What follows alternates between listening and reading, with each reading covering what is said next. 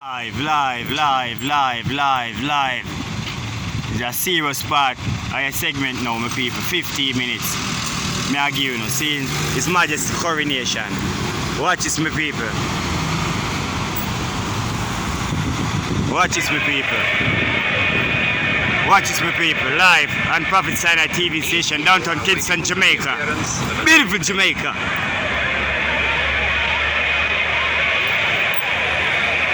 Set up the camera for my people, them. It's a serious part of segment this.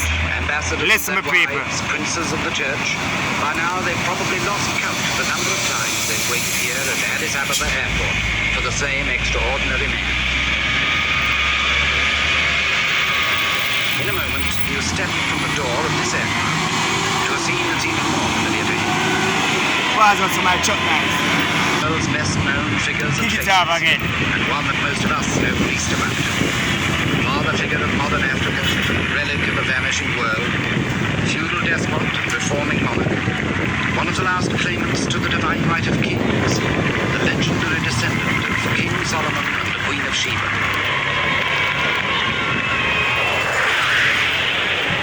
His Imperial Majesty, Haile Selassie I, conquering lion of the tribe of Judah, elect of God, King of kings, Emperor of Ethiopia.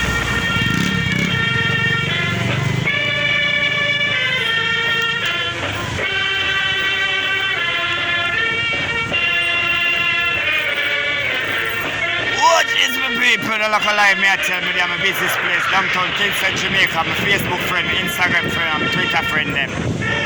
I'm a business place and it's big up Aisha Farah Green. Haile Selassie celebrated his 40th anniversary. I celebrate my daddy month.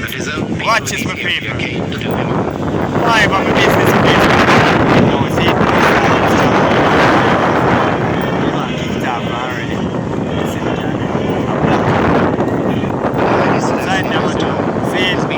watch this, my people. He's become one of the great survivors of our day and of yesterday. Riding out in what the 20th century could throw at him. Telling me I celebrate my daddy month and not found the feast and lie me I tell. Today, Haile Selassie is courted by all the world. At his anniversary reception, the representatives of 100 nations came to salute the authority of this tiny old man. Get my block off the people. Block off somebody win.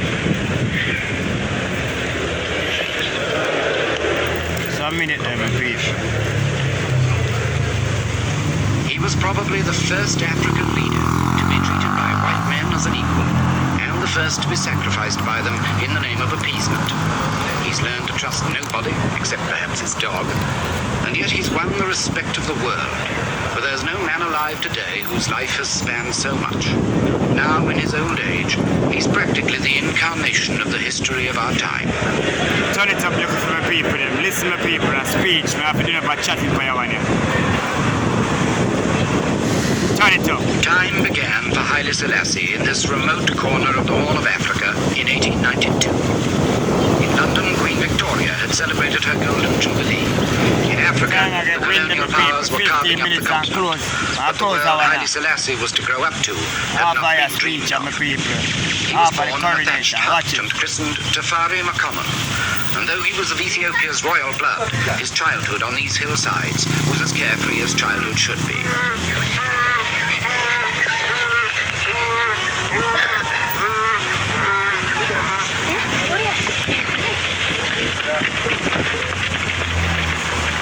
Ethiopia to the world then was not much more than an African fairy tale. In European romance, it was the land of King Solomon's mines, Prester John and the Queen of Sheba, the place called Abyssinia, where the tribe of the Habeshan was supposed to live. Only a handful of foreigners had reached its interior and found among its mountains the source of the Blue Nile.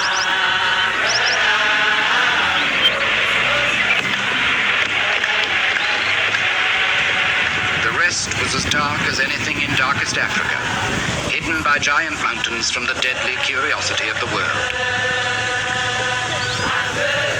But But Europe's romance was Ethiopia's living history. There was a rich empire here when most of Europe was in darkness 2,000 years ago. Its ruins still stand at Aksum, its first capital. And the title of its first rulers, King of Kings, is that of Haile Selassie today.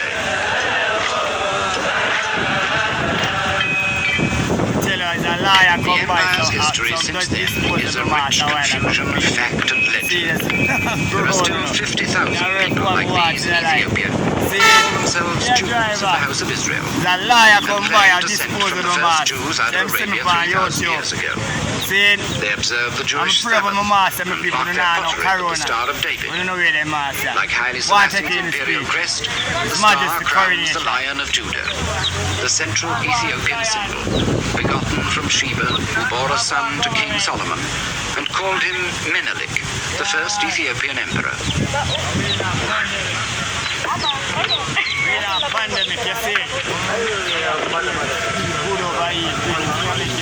But the central tradition of Ethiopia is Christianity. Long before most of Europe was converted, the empire was a pillar of Christendom, whose emperor earned another title that Haile Selassie carries today, the elect of God.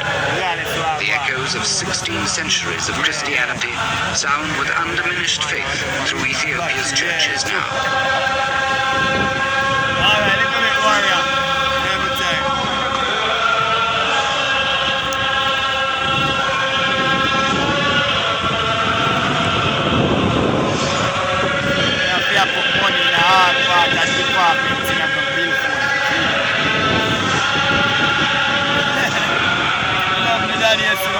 The church in Ethiopia was a sort of barbaric Byzantium, and a crusading church as well, bestowing the light of Christ upon the heathen tribes. But like other crusaders, it was beset by the growing power of Islam. From over the Red Sea, the Arabs swept into Africa with their own revelation. Soon, Ethiopia was a Christian stronghold surrounded by the Muslim world. Big up Scrapple, Bloodman. Yo, Lachel, big up yourself. Big up yo.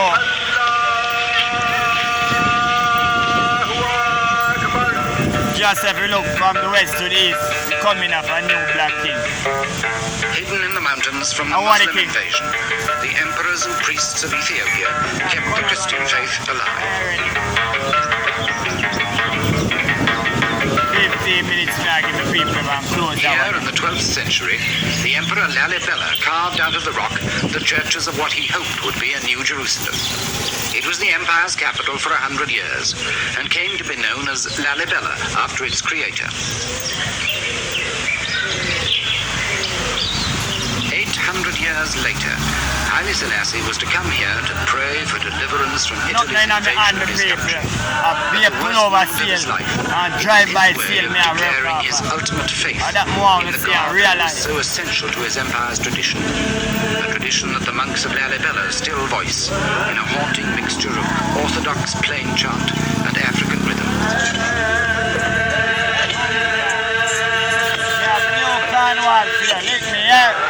Alright, hardware college, you see, turn up in MB. As whole as it has to live, turn up in MB, you see, we tell him to never build a new one for him, a new Cornwall college. And that me I tell you now, so come down here, my people.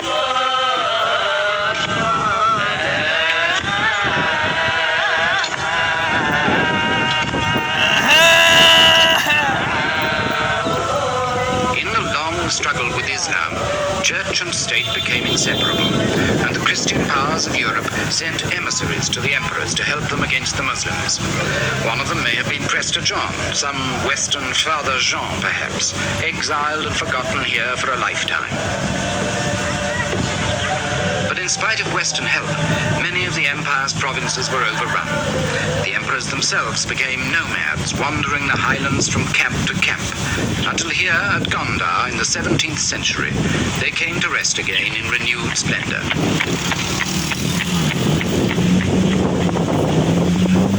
These castles of Gondar are unique in Africa, probably Possibly some Portuguese helped to build them. Possibly Indian craftsmen were brought in. But they're a sign of Ethiopia's special distinction in Africa as a place where the non-African world made some early mark on the continent.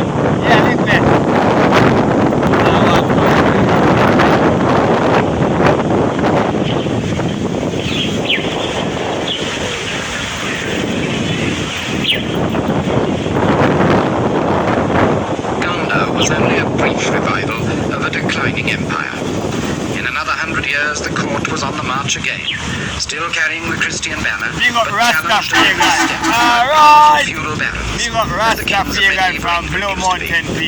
Only the church held Ethiopia together, and gradually authority shifted again towards the church strongholds in the central mountains. Here, the empire was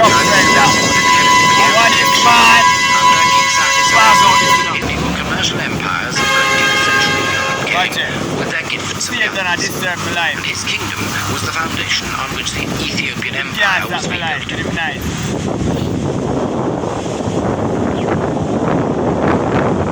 Its revival was heralded by a Christian crusade, led by a man who was half monk, half warrior, and who defeated all other contenders for the throne, the Emperor Theodore.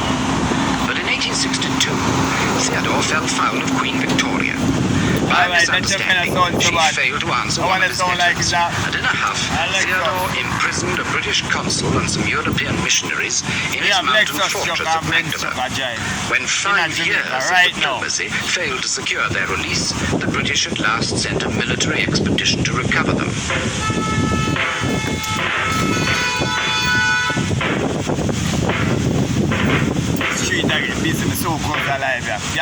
It was a ponderous exercise, but effective. With elephants, gun carriages, and Indian sepoys under the command of General Napier, they clambered steadily into the mountains that had been Ethiopia's best defense for so long. The Ethiopians were no match for them. They had few rifles and no artillery to save their old empire from the New World. As Napier's army approached their last stronghold, Theodore shot himself. The new concept of empire had triumphed over the old. Yet in Theodore's medieval crusade, there was a glimpse of a new Ethiopia. And 20 years later, under the Emperor Menelik, grandson of Selassie and half-uncle to Haile Selassie, that glimpse became something like reality. Europe's scramble for Africa was then in full swing, and as the Western empires planted their flags all over the continent, only Menelik's Ethiopia seemed able to stand against them. At Addis Ababa, in Haile Selassie's old kingdom, Menelik created a new capital for his empire. It was Ethiopia's first permanent capital since the heyday of London 200 years before.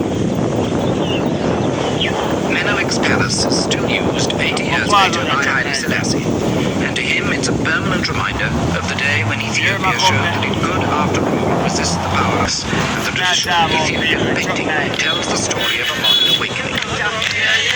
Big up Alazid for my life. Entertainer Alazid, big up for my life. It was the first time the European army had been defeated by Africans since Hannibal beat the Romans 2,000 years ago. Menelik's celebrations were huge and noisy.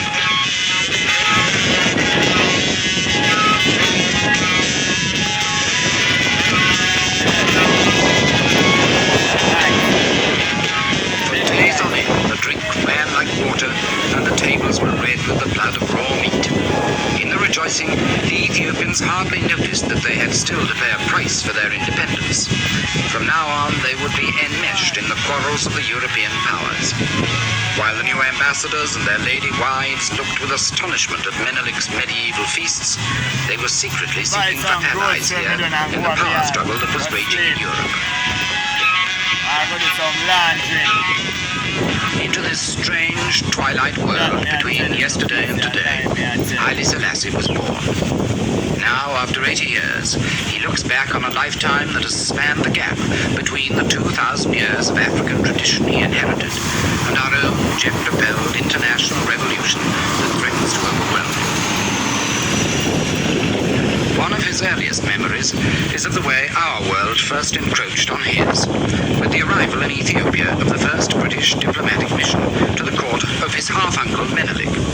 He was 5 years old. The year was 1897, just a year after the great victory of Adwa, and the British mission on its way to Addis Ababa stayed with the young Haile Selassie's father in the town of Harar. Harar then was a newly conquered province of Menelik's empire, taken from Muslim hands, governor for Harar and a favourite to succeed to the throne. In Muslim hands, Harar had been a secret city, closed to non-Muslims for centuries. 40 years earlier, the British explorer Richard Burton had only been able to get here disguised as an Arab. He didn't think much of what he saw. The streets were stony and narrow, the faces were stern and secretive. He thought they justified the local proverb, hard as the heart of Harar.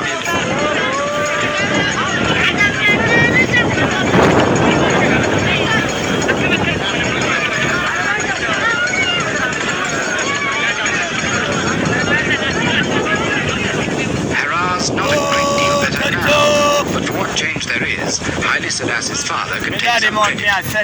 He allowed French priests to open this little mission school in the town, and sent his son, Tafari Makonnen, to learn from them. 70 years later, French is still the only foreign language Haile Selassie speaks with any fluency. Today the school is little changed, but in coming here as a boy, Haile Selassie recalls that he had an advantage given to very few others in the empire at that time, and he's been obsessed with the value of education ever since. His father is remembered by Haile Selassie as an unusually enlightened man. He built Harar's first hospital. He opened the first Ethiopian state school. And because he knew he might one day become emperor himself, and that Tafari would succeed him, he tried to prepare his son as best he could for the changes that he knew were bound to come from the traditional ways of the old world to the revolutionary demands of the new. So, throughout his boyhood, the young Tafari lived happily in his father's house, with a future that seemed secure. But suddenly, his father died, and Tafari passed at once from security into a world of medieval intrigue. He was only 13. Menelik was dying, paralyzed by a stroke. He had no son of his own, and with Ras Makonnen's death, the last chance of a clear succession had gone. His court was wrecked with the jealous plots of rivals for his throne. There was Taitu, his aging queen. Zauditu, his daughter, equally determined to get the throne herself. Ras Michael, a powerful provincial warlord, scheming to put his dissolute son and Menelik's nephew, v.i.p, on the throne. Against such plotters, the young Tafari had no chance. He was exiled as governor of another conquered province. Meanwhile, Menelik's palace seethed with treachery and murder like the household of some African King Lear. For 5 years, the conspiracies tore the court apart, until in 1911, the doddering Menelik at last revealed his choice. Ras Michael's son, v.i.p, was the heir to his throne. The queen and his daughter were thrust aside, and Tafari Makonnen joined Ethiopia's other barons in swearing an oath of loyalty to his rival. As a reward, he was sent to his father's old job as governor of Harar. In Harar, Tafari was safely out of the way, a week's journey from the capital. He was just 19, but he was experienced far beyond his years. Already he knew not only how to run a province, but how to play a waiting game, and he knew there was still a crown to play for. He needed all his caution, because when Menelik died at last, and v.i.p was crowned, the new emperor was already half mad with syphilis, turning from youthful dissipation to exotic vice and murder. He tried to murder Tafari on this lake near Harar, where Tafari often went boating with friends. This time, v.i.p bribed a servant to hold the boat so that it sank in the middle of the lake. The friend was drowned. Tafari survived by swimming ashore. The foreign foreign embassies dabbled in these plots as well. The new diplomats who'd surrounded Menelik now imposed on these medieval intrigues the shape of approaching war in Europe. Germany and Turkey stood with Ligiasu. Britain, France, and Italy swung to Tafari's side. It was 1914, and as the guns opened up on Europe's western front 4,000 miles away, the contest in Ethiopia took an older shape. Christianity once again prepared for a clash with Islam. A Muslim empire in Africa was the bait dangled before Ligiasu by Germany and Turkey, and in his craze for power, the new ruler of a Christian empire became a Muslim in all but name. For the Christians, it was the last straw. Vice, murder, and rape they were accustomed to, but apostasy struck at the heart of their tradition. Ligiasu was formally excommunicated from the Ethiopian church, and with British encouragement, Tafari was proclaimed regent with the title of Ras, or prince. He was 24 years old.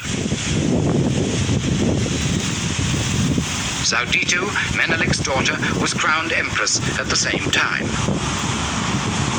But the struggle was unfinished. Ligiasu was still free, and on this great plain north of Addis Ababa, his father, Ras Michael, gathered an army to restore him to the throne. It was another medieval scene. The horsemen were dressed in the monkey skins of war, with Ras Michael at their head. On the other side, Ras Tafari's men gathered for battle in the same way. In Europe, the bloodiest of modern wars was being fought with tanks, machine guns, and poison gas. But here, the centuries rolled back as if to King Henry at Agincourt, or Richard losing his crown at Bosworth Field.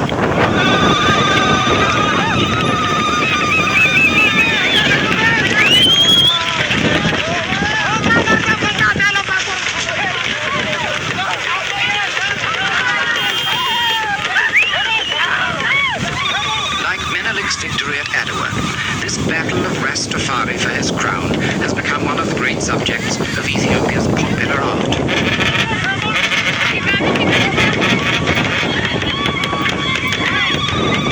The battle lasted a full day.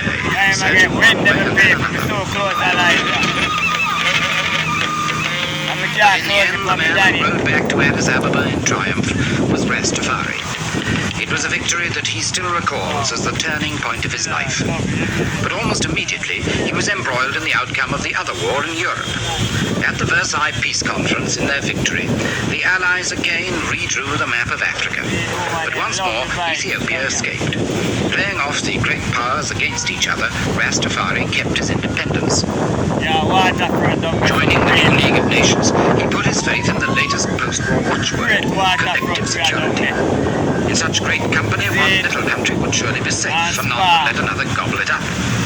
Instead, he hoped that all might compete in helping him to modernize his country and make it worthy of its place in the League. To extend his foreign contacts, he toured the European capitals.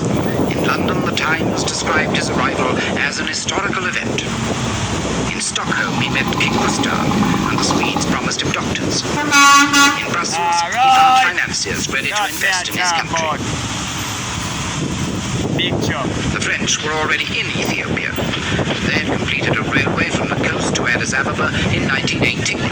It was Ethiopia's first visit to the world. It helped to establish Addis as a permanent center of Ethiopian government, as no capital had ever been before. But Tafari still needed all the foreign help he could get. Most of Ethiopia was still sunk in the Middle Ages, and Addis Ababa was still only a ramshackle place of tin roofs and open Cape Town drains. and come from. All of the rest of them are Ethiopia. Ras, keep up, big up yourself, Jack Allen. He had to fight Rasta poverty King and tradition, Matawa, big up but he was yourself. still only regent, and his hands were still tied by his old enemies at court, who were once more plotting against him. It wasn't until 1930 that Ras Tafari won supreme power at last and ascended the throne when the Empress Zauditu died. Crowned emperor at last at the age of 38, Tafari took the royal name of Haile Selassie, meaning the Mighty Trinity. Love your job. Rastafari, no King Selassie. Nothing on my hand.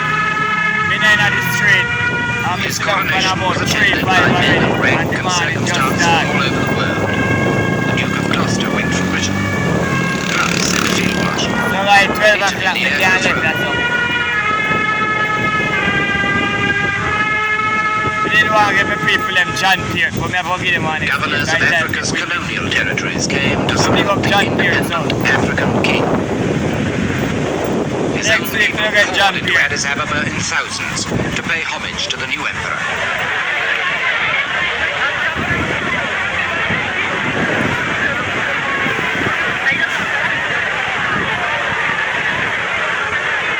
At this moment, Ethiopia seemed about to be the first country in Black Africa to step hopefully into the modern world. Instead, the modern world marched almost at once into Ethiopia, far more brutally than before. Benito Mussolini, the Italian dictator, proclaimed he would create a new Roman Empire, and he aimed at the one place left for imperial conquest in Africa, Haile Selassie's Ethiopia.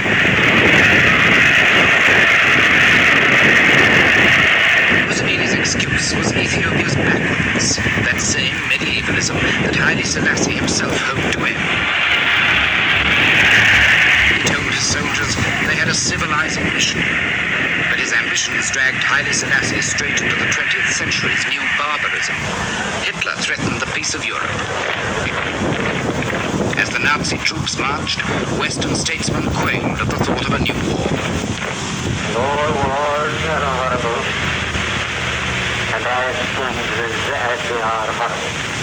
In the mouth of Ramsay MacDonald, Britain's Prime Minister, the age of appeasement was born. Its first sacrifice in the cause of peace in our time was to be the Emperor Haile Selassie. In Ethiopia, the Emperor could do no more than play for time against the Italian threat, winning the loyalty of the tribes and princes by a traditional mixture of prestige and bribery, and hoping that his old friends, Britain and France, would still come to his rescue.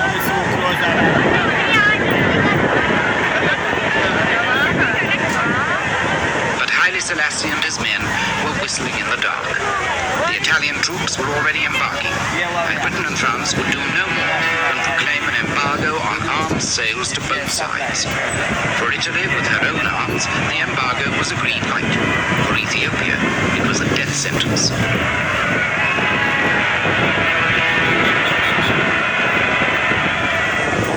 But for Haile Selassie, the final betrayal came at the League of Nations. Pierre Laval, the French foreign minister, and Sir Samuel Hoare for Britain, proposed to hand part of Ethiopia to Mussolini. Appeasement had triumphed. Collective security was a myth. In the war that followed, Haile Selassie had no chance.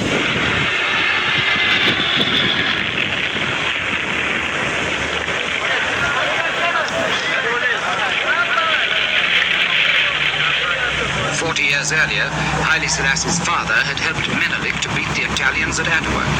Now Mussolini's troops had their revenge. Within a month, Ethiopia's first capital at Aksum had fallen, and over 2,000 years of independence were nearly at an end. Abandoned by his international friends, Haile Selassie found even his own men unwilling to fight on. He had only a handful of trained troops.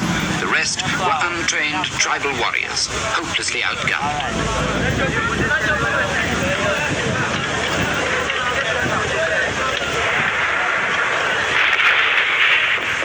Before the Italian assault, the Emperor's army disintegrated, and at Easter 1936, Haile Selassie left his men to make a pilgrimage to the rock. Prayers were unanswered.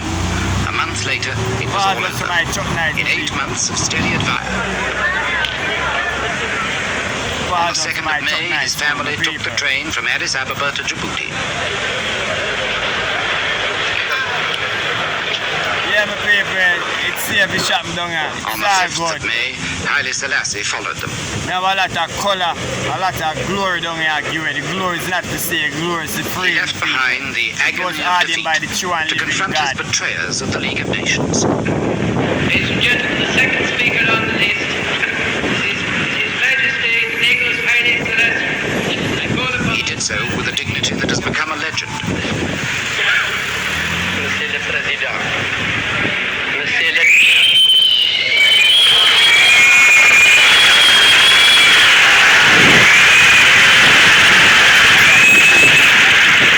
Cheers of fascists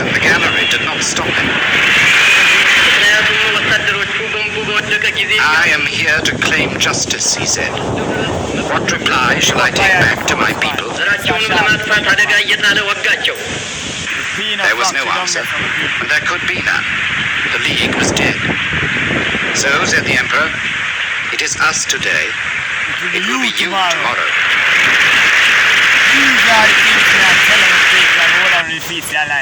Haile Selassie went into exile in Britain. He was 44, and it seemed then as if his life's work had ended before it had begun. He vanished in the gathering storm of war that his downfall had started. Hitler had already re-entered the Rhineland. Trier was soon occupied. Munich was to follow, then Czechoslovakia, and finally the German army marched into Poland, and at last the world woke up. Britain and France declared war on Hitler's Germany. The age of appeasement was over. But as Europe went to war, appeasement's first victim seemed more than ever forgotten. Only when the war widened still further was Haile Selassie remembered again. When Mussolini joined Hitler in 1940, the emperor automatically became Britain's ally, and his futile exile came to an end. Within weeks, Haile Selassie was back in Africa, waiting for the British to mount an invasion of his own country. The campaign was one of the swiftest and most successful of the war. In less than a year, the Italians were defeated, and Haile Selassie was on his way back home. He flew into Ethiopia from the Sudan, and while other troops fought their way to Addis Ababa from the coast, he returned by road through the mountains. Just above Addis Ababa, he stopped for a first look at his capital, 5 years to the day since he had left it. What one imperial power had put asunder, another had restored. The legend of Solomon and Sheba was rekindled. The Lion of Judah had returned. Ethiopia rejoiced, and so did Haile Selassie. For him, it was one of the greatest moments of his life, a chance to start again.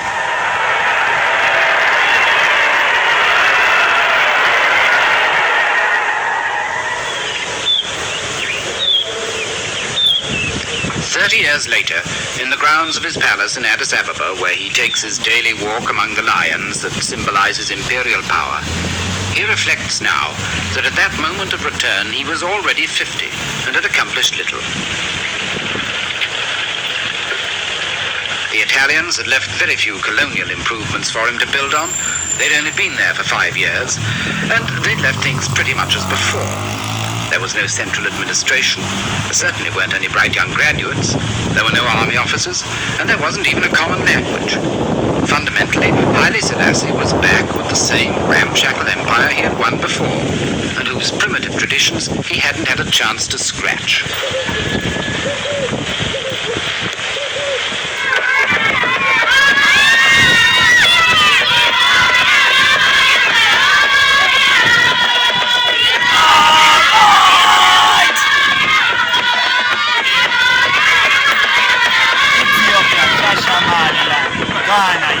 When Haile Selassie returned, his empire had 20 million people, 100 different tribes, and 50 different languages, and was twice the size of France.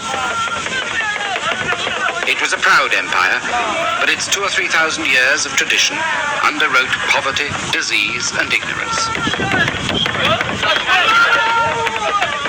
An empire where more than half the people were pagan or Muslim, yet were ruled by a Christian monarch, whose church was still the only source of unity.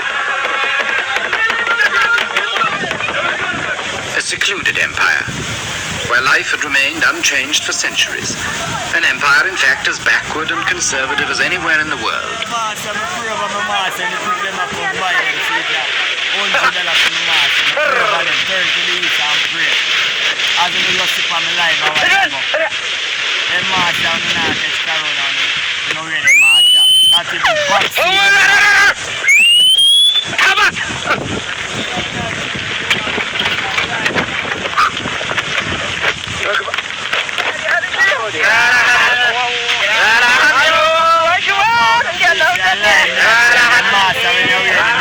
There was no easy escaped from the isolation and poverty of Haile Selassie's empire. There was no mineral wealth, no really modern economy of any kind. There weren't even any communications.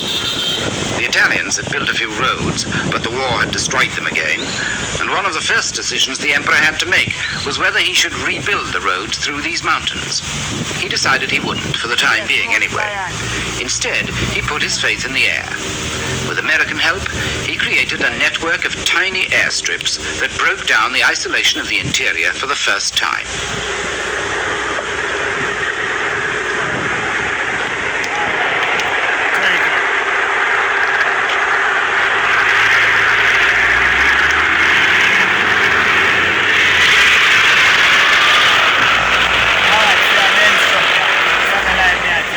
When the 1950s opened, Ethiopian Airlines were in business. It was Haile Selassie's first major accomplishment in modernizing his country. There was everything else still to be achieved. Yet at this moment, by a stroke of luck, Ethiopia's past for the first time came to the aid of the present and made Haile Selassie and his capital the focus of Africa's new hopes.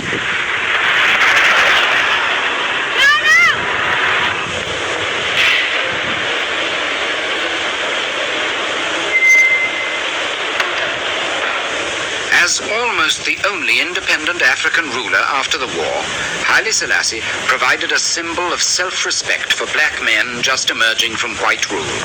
The wind of change had come to Africa.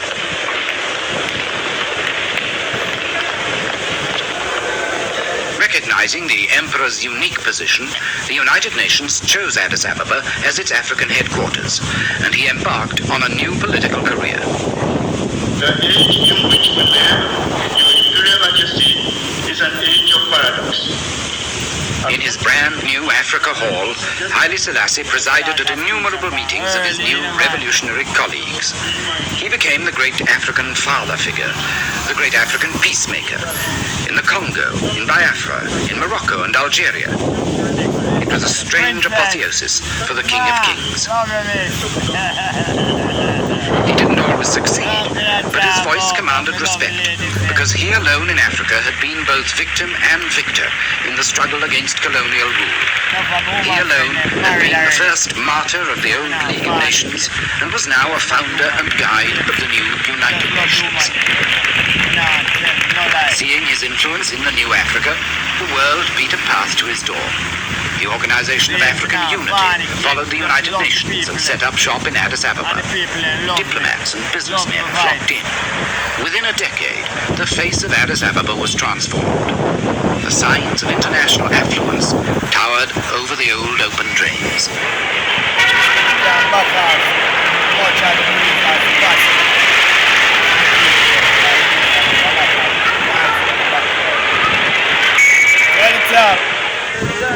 With the bankers and diplomats came foreign money and foreign aid.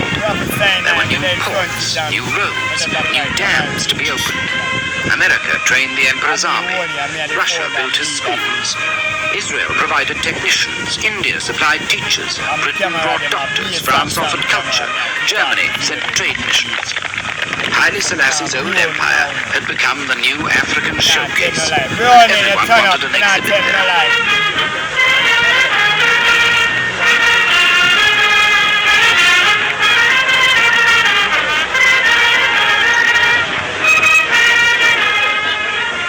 Today, Haile Selassie is besieged by foreign delegations hoping to catch his ear.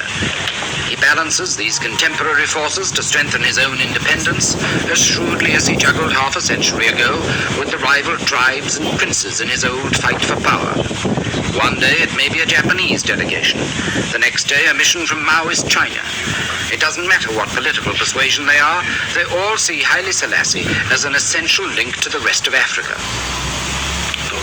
At home or abroad, half his life seems consumed with ceremonial state visits, some of them purely political, some of them simply a tribute to his personal stature.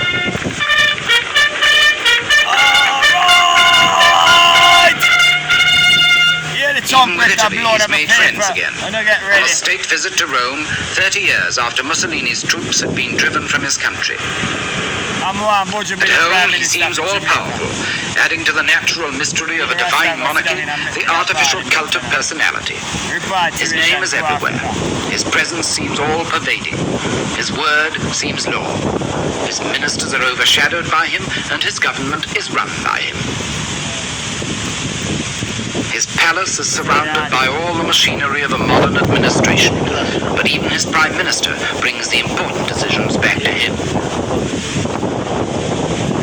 In his old age, it looks as if Haile Selassie has routed all his enemies at last, to emerge supreme, as if the all-wise and benevolent Lion of Judah has prevailed.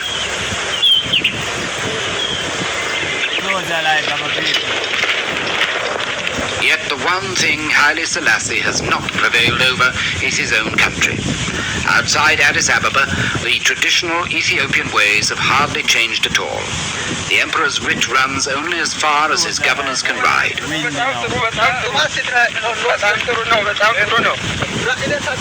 Sometimes that may not be far enough. Less than a third of Haile Selassie's people live within a day's ride of any sort of road.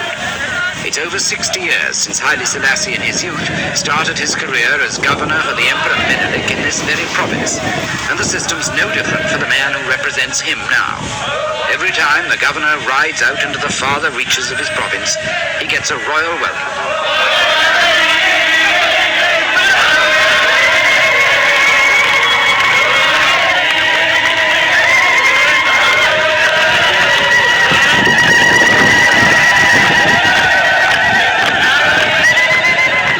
Selassie in the old days, the governor still needs guards to protect him, servants to tend him, even interpreters to translate for him, because hardly anybody in the remoter provinces speaks the language of the emperor's government.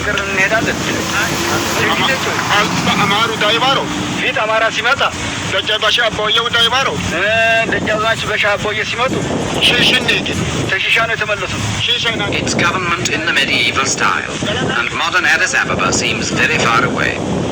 Even the bigger villages.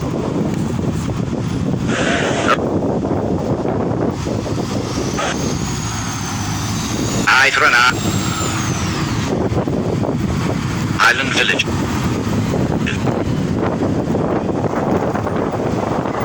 Where all the men of the community are summoned by the emperor's commissioner to uncover a criminal. It's the village elders who make the investigation.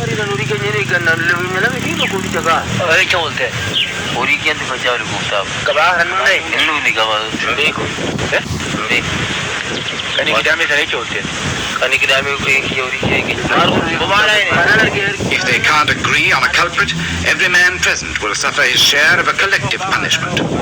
If the finger points to one man, he can expect short shrift. In every village marketplace, the public gallows still waits for the murderer or the rebel. But what's law for the poor in Haile Selassie's empire is less often law for the rich. The Ethiopian parliament is the emperor's own creation, a little nudge of his people towards constitutional government. But it's twice refused to pass the emperor's own land reform law, because its members won't give away their own privileges.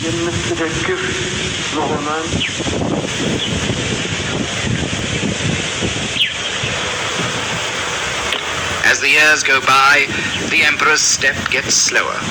He may live in some splendor himself, but he knows the Ethiopian peasant is still as poor as any in Africa. Yet he's paralyzed by the traditions he's inherited from 2,000 years ago. Landlords and princes dominate his parliament and hold the countryside in fee.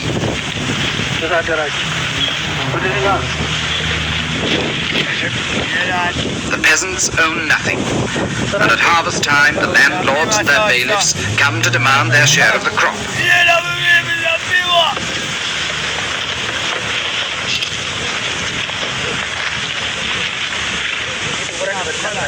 The landlords may not be as powerful as they used to be, but like the barons of feudal England, they're still strong enough sometimes to hold even the monarch at bay. Still strong enough to hold the people in complete subservience.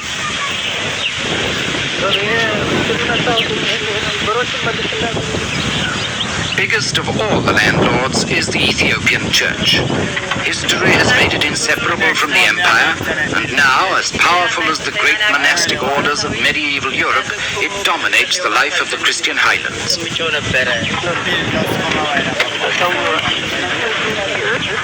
The Church is the cross that is also the nation's salvation, both a reactionary burden and a civilizing influence.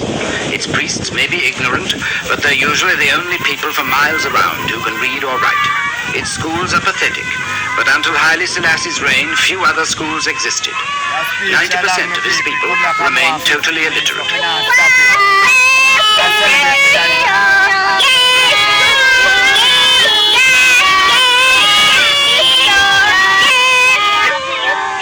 Nearly half the population of Ethiopia now is under the age of 15, and for Haile Selassie their education has always been an obsession. He's taken personal charge of the Ministry of Education, sought teachers and money for more schools from half the countries in the world, and turned one of his palaces into a university. He's directly responsible for whatever schooling these youngsters get. But like everywhere else, the more they have, the more they want. School strikes and revolutionary slogans take command. And Haile Selassie's efforts are dismissed by the young as mere failure and repression. The educated middle-aged are rebellious too. They owe their privileges to the emperor as much as to anyone, but they whisper their discontent in the posh bars of Addis every night and can't wait for the old man to go. But the old man's still there, as shrewd and ruthless as ever. He still knows how to balance one force against another, playing off traditional resentments against novel discontents.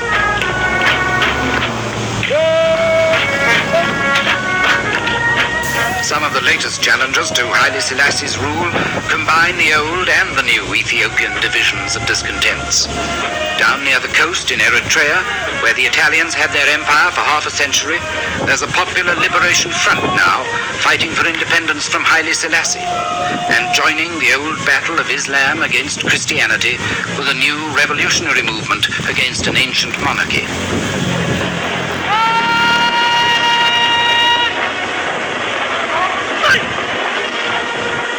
The emperor can send his army to deal with that. But it hasn't always been easy for him.